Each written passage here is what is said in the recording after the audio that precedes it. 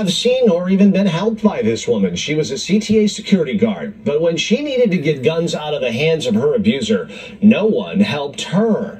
China Mitchell was gunned down in January. CBS 2 is always investigating, and our Marissa Perlman uncovered how so few guns are being taken away at one of the most critical points for victims of domestic violence.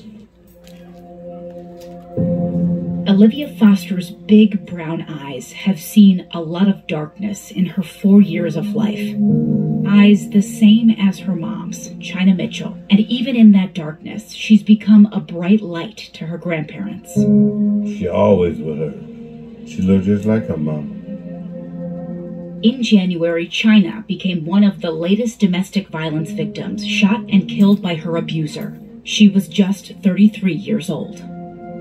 Her funeral packed with people wearing purple ribbons for domestic violence awareness. China was a mom who loved her 3 children. Her friends called her the diva, always dressed up. Yeah, this was one of her favorites. Her mom can't seem to let go of it. Walk around and go bowling or something. China was a helpful person. Like, she helped everybody. Pauline McQueen and China were raised like sisters. I used to feel like, hold on.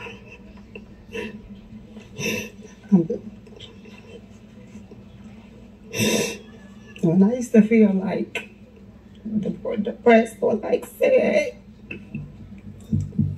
I used to call her. So many lives ripped apart by a gun, an ex-boyfriend, and a system that makes it hard to get guns out of the hands of abusers. I'm trying to say, Mama, I think he gonna catch me. He gonna try to kill me. And why When her relationship turned violent, China walked the same path as so many other survivors into a domestic violence courtroom to get an emergency order of protection. In October 2022, in this petition, China wrote her ex-boyfriend Louis Foster beat her and threatened her, saying, "I'm going to break your neck, bitch." She says he strangled her until she was unconscious. Olivia was in her mother's arms during some of the attack. "I was bleeding on the baby," China wrote. The judge gave her the protection order. It didn't help her. Nothing helped her.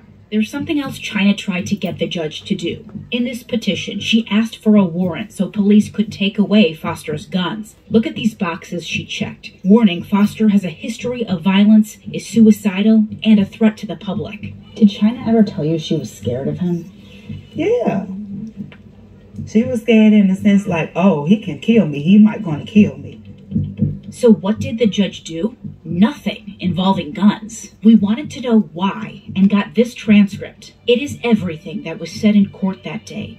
There's not one mention of Foster's guns. So it was worse, I think, than being denied. It was just ignored. Benna Crawford from Legal Aid Chicago represents domestic violence survivors. We shared with her what else our investigation uncovered. This as a critical piece for survivors that actually keep them safe. Take a look at this. It's data we obtained of emergency protection orders in Cook County. Each case represents a person in immediate danger. In the last 10 years alone, nearly 112,000 emergency orders were granted. We can't tell you how many people asked for guns to be taken because we found no one tracks that. But here's what we got from the Cook County Circuit Court Clerk's office. Only 85 gun seizure warrants were granted.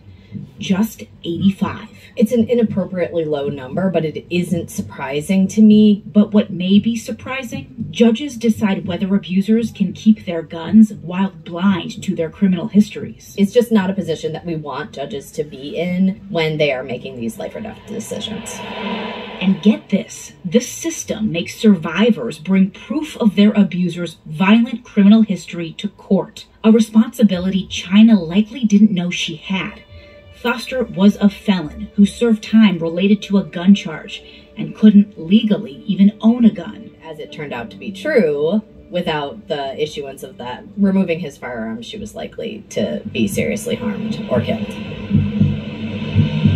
Police say it was here on January 15th where China saw Foster with a gun. She liked going to this pawn shop to buy and sell jewelry. China ran around the cabin, around the place. to the bathroom, He caught China in the bathroom and shot her in the chest.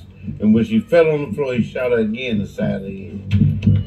And you would think before he pulled that trigger, because I'm pretty sure China said, what about Olivia? Louis Foster is Olivia's dad. I'm pretending to be happy. Just sad. Kind of gloomy. It's sad, but I'm pretending to be happy. Kind of gloomy. We met China's parents, Frankie Mitchell and Brenda Ferdinand, at their home on what would have been China's 34th birthday. They're now raising all three of China's young kids. Because it seems like she never left. But it don't seem like she's going to come back either. She was from God. She loved everybody. And on this birthday, Olivia remembers her mom. Happy birthday, Mommy. And later that night, more purple. Happy birthday, China! China, I love you and I miss you. I tell you good night every night.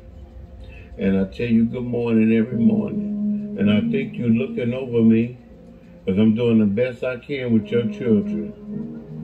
I love you and I'll see you later, just not yet. But please save a seat for me.